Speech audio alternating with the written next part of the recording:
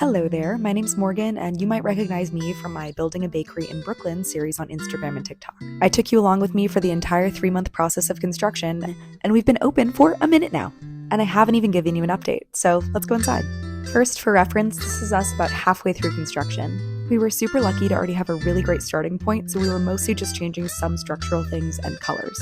More detailed construction stuff is in my other videos, but here's some footage so you can see what we were dealing with before. And we are back in the present. Let's go inside.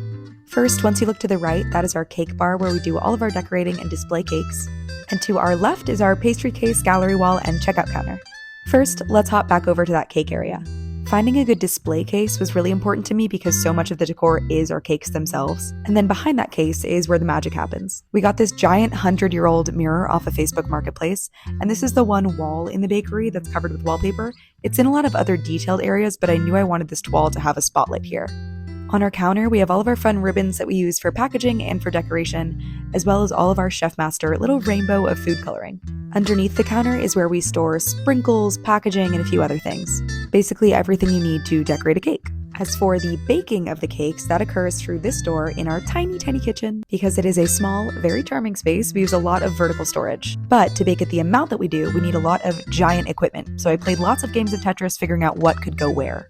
My absolute prized possession is our Blodgett ovens. They sit directly next to our primary prep counter, which also holds a lot of our fun ingredients. At any given time, there's usually a person at the counter, at the mixer, outside at the cake decorating area, and at the sink. So at any given point, it's a full house. Alright, that's it for behind the scenes. Here's out front. I'll show you out to our lovely seating area, which we call the sunroom or the atrium. This is my personal favorite part of the bakery because it feels super welcoming and homey and was so much fun to decorate. One of my favorite details is the stained glass window put in by the previous tenants, and it pretty much exactly matches our color palette, which was super lucky. Because there's so little wall space out here, I wanted to do something special with these really cool ceiling panels, so I knew that wallpapering them is what I wanted to move forward with. Even though it's kind of a smaller decor detail, I think it really perfectly sets the tone of the room right when you walk in. I personally collect miniature chairs, so I knew I wanted to do like a mismatched chair situation. All of our furniture out front is vintage and collected from all over the Northeast. As for the curtains and the lamps, those were new, just vintage inspired. The amount of windows in here really make it feel like you're on someone's porch, which is really one of my favorite parts of the outside, as well as you can see directly into the cake decorating counter to see what we're cooking up inside. It's always really sweet to see the amount of people and kids pressing their face up to the glass to see what we're making. And it also just makes the space feel really open. Okay, we are headed back over to the left side of the room. Here is our gorgeous pastry case. The gold cases came from George and Willie, and the big counterpiece I actually found on Facebook Marketplace. Behind that lovely case is our gallery wall, which is the pièce de résistance of the space to me. And I've been collecting a lot of this artwork since before I even really thought I could have a storefront, so I'll show you some of my favorite pieces. The central framed piece is a gift from my mom and is actually a vintage Hermes scarf featuring chefs and some of their bakes. And speaking of vintage, we have these beautiful handmade vintage doilies that say cake, and then there's a matching one all the way up top up there that says bread. I found these on Facebook Marketplace and my lovely friend Haley picked them up from New Jersey. And this next one I got at a stoop sale, and it's a framed Victorian love letter. I also thrifted some sillier things like this rotary phone. It was impossibly heavy, and while I do wish that it actually worked, just shoot us an email instead. This and a bunch of other things I actually found at Savers in Connecticut, which was by far the best thrift. Above the saloon doors to the kitchen, we've got matching lace curtains to the ones in front, as well as both of my late grandmother's rolling pins, which are super special to me. If you've spent enough time at Saint Street, you've also probably noticed our secret mascot, which happens to be the Kewpie baby. He is alive and well in the space in many different iterations, and I'm always looking for more fun vintage Kewpie stuff. Here's a wedding topper that I fell in love with off eBay. So we've got Kewpies from the 60s, and then we also have Kewpies from 2025 in the form of this beautiful onion sunny angel that hung out for our fall display.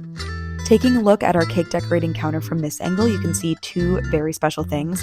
The first of which is a gorgeous stained glass lamp that I got off of Facebook Marketplace, and the second is my savings jar from when I was a kid, saving up to open a bakery one day. Inside were 3 quarters and a Barbie shoe, but it all worked out. It was really important to me when designing the bakery that I wanted to have a lot of goods on display at all times. But luckily some things like our speed rack were purely practical. Taking a look into the actual counter, this is where we keep some of our fun vintage bakeware that we use for photos and for display. And in a place with so little actual built-in storage space, all of these drawers are really helpful. It's where we keep our aprons, our merch, things like napkins and forks, etc.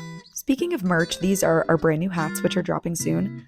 let me know if you'd like one, if I should sell them online, etc.